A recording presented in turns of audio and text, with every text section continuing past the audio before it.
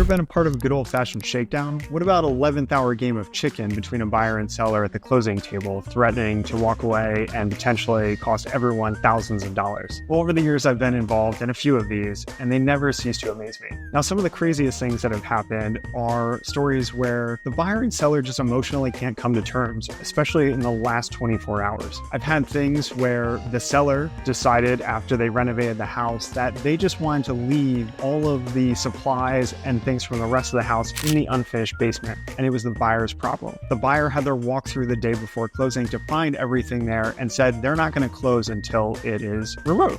Makes sense. Well, the seller simply put her foot down and said she wouldn't sign, would throw the property back on the market, and that was that. She left the state, didn't care, and it didn't matter what happened. The buyer wasn't going to close because they wouldn't really be able to move in the house. So what happens? This guy shows up at 1 a.m. with a U-Haul and a crew to haul everything out of the basement and close on time. There's also the times where you're actually sitting at the closing table and the buyers who had just had their walkthrough prior to closing say that, even though it wasn't in the contract, we feel the property wasn't adequately cleaned. And for us to sign this paperwork, we're going to need $400. Now, I did take $400 out of my pocket and pay them to get the paper signed, but it doesn't feel good. These are life lessons for me to do things a little bit differently ahead of time to watch out for red flags along the way. But it's inevitable that something crazy is going to come up.